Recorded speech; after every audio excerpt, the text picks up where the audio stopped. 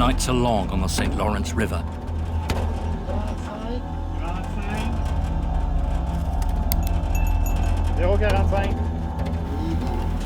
We're well into spring, but the layer of ice is still thick, up to 80 centimeters in some places. The Martha Black goes up and down this part of the river between Three Rivers and Montreal.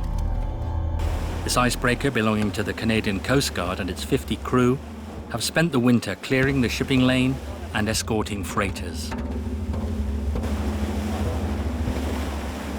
The danger is, if a lump of winter ice breaks away and gets into the channel, that would be the problem we'd have to face.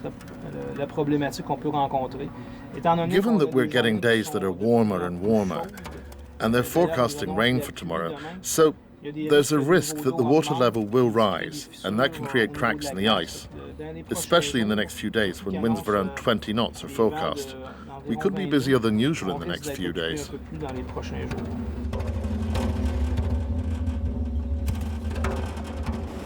So during the deep cold of winter, one of the longest rivers in the world becomes hostile territory. But for others, it's just one vast playground where you can measure yourself against the elements.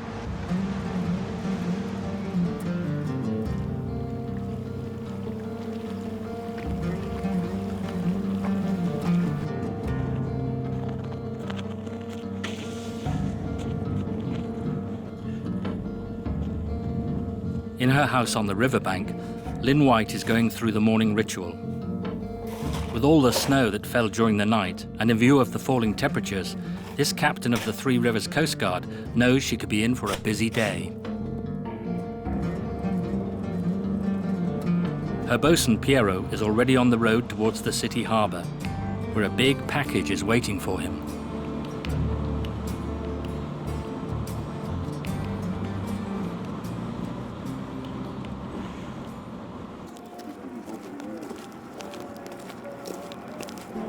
Perched aboard a freighter, this strange machine has arrived straight from England, where it was built.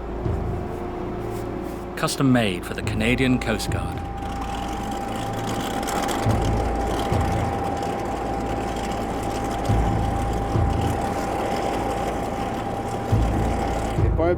It's not a boat. We're sailors, but it's not a boat. It's a sort of hybrid between a plane and a boat. Makes a lot of noise, but it does an extraordinary job.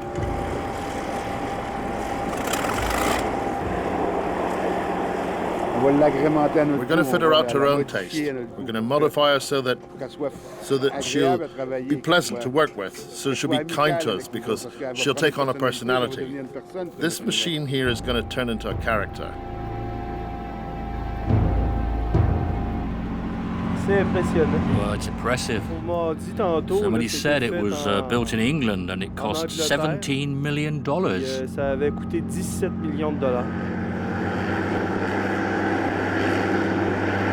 The giant metal insect takes its first steps on the ice of the St. Lawrence. It's a vehicle riding on cushions of air that can sail at over 50 knots. There are less than a dozen of them in the world. A little later at the Three Rivers base, Piero has joined his crew on the old Wabanaki.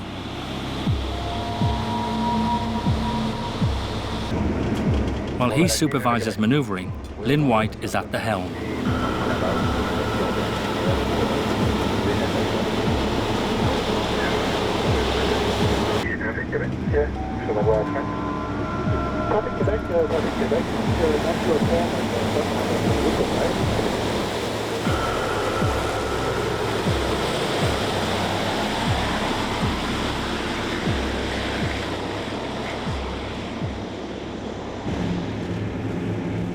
Piloting such a machine is far from easy.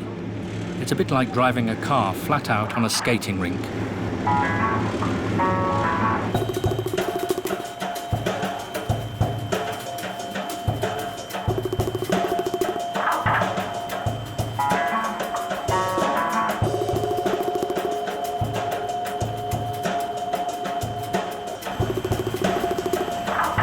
As it glides, the Wabanaki creates a wave, and this wave will deform and then break the layer of ice.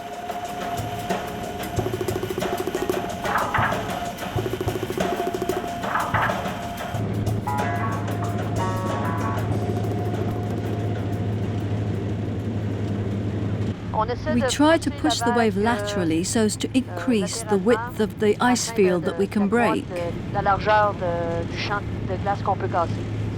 If the ice is a little flexible, it breaks. So independently of the size of the wave that we can create, the amount of ice we can break with the wave depends upon the thickness.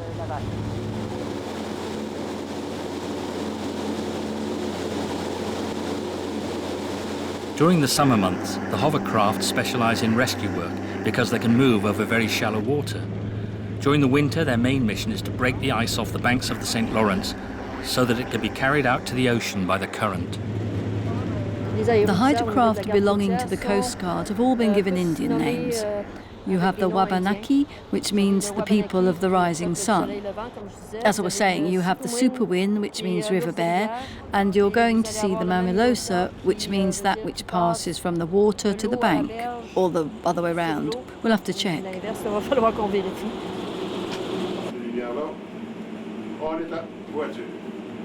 The magical thing about this machine is that it has no draft. So we go into places that even a tiny launch can't go.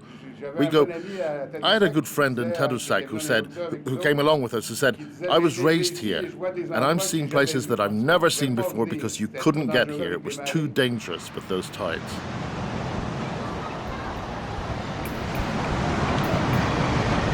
A few miles away, the Martha Black is underway. At this time of the year, most of the Canadian icebreakers are part of the team clearing the river of ice.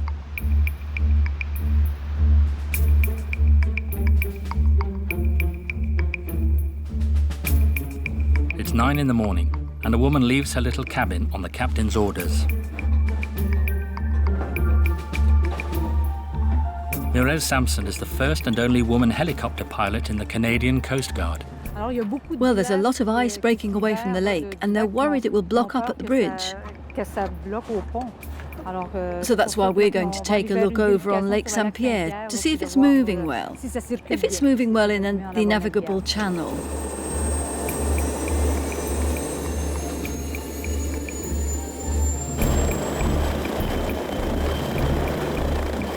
When she sets out on a reconnaissance mission, Mireille is always accompanied by an ice observer, Lucy.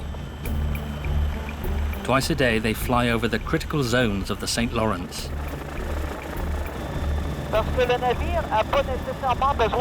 The helicopter is the first link in the ice-clearing chain. The two women can read the state of the ice from its color.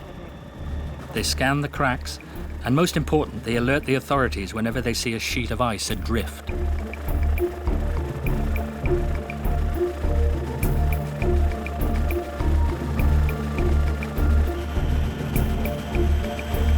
Mireille is in constant contact with the Ice Bureau, situated on the shores of Quebec City.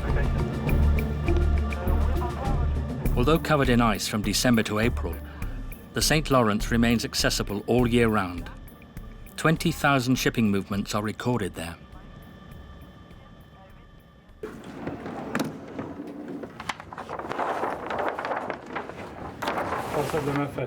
These men are for the most part former captains of icebreakers.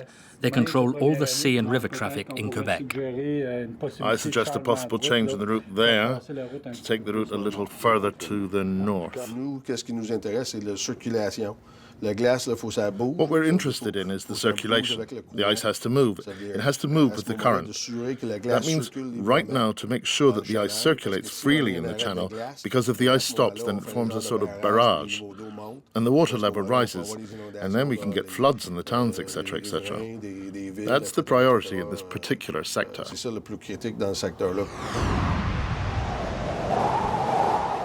130 kilometers upstream at Three Rivers, Mireille touches down at the hovercraft base.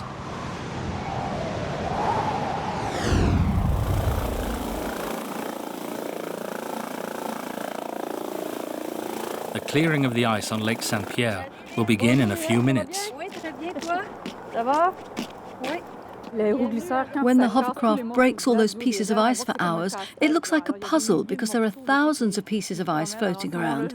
If you join them all up into one, it would look like an ice cap. It's very beautiful to see, but it makes for quite precarious conditions to monitor because sometimes there are dangers. If there are big pieces of ice not sufficiently broken up, we report them and they go out and break them into smaller pieces. This part of the St. Lawrence River is particularly sensitive because there is a bridge.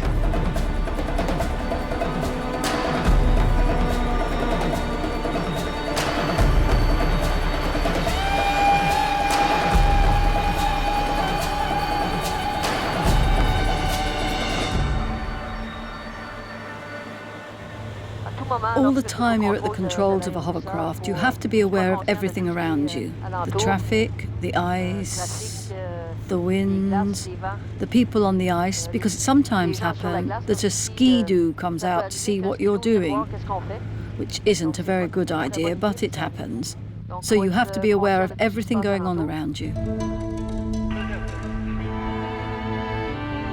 For hours, the crews of the hovercraft worked the 300 square kilometers of Lake Saint-Pierre. During these ice-clearing operations, the crew of the Wabanaki often make do with a quick lunch.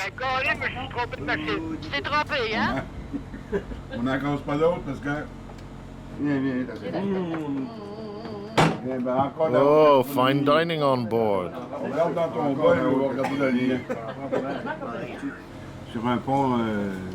On the bridge of a naval ship, you can have 12 officers, the captain, 3 second officers. When we're 6 for lunch here, we're really packed in. We can't play around. You don't talk to the captain and then the captain has his cabin, his mess room. We don't have all that here. But Lynn is still Captain Lynn. Lynn's the captain and we know she's the captain. And what sort of captain is Lynn? Is she strict? She keeps me in line. No, she's a very human person. That's one of the most important things. Being a sailor is also being human too. It's the captain who decides, it's the captain who decides. But she's not next to God, especially when you don't believe in God.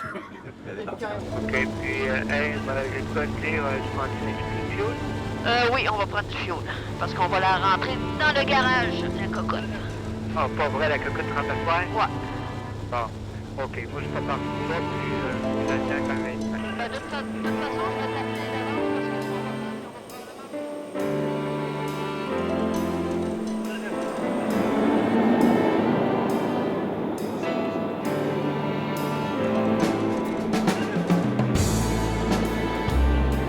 After 20 years' service, the old Wabanaki has undertaken its last mission on the ice of the St. Lawrence.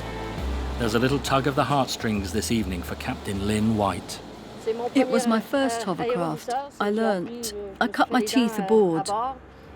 So for sure, it's going to be a little painful to see her go. It's a machine that's quite old, but it's a good workhorse, and then with a little bit of maintenance, it will serve for a few more years, I'm sure. In a few weeks, the Wabanaki will leave the St. Lawrence River for a far destination. With a new crew, it will continue its rescue missions and end its days in the swamps of the Indian Ocean.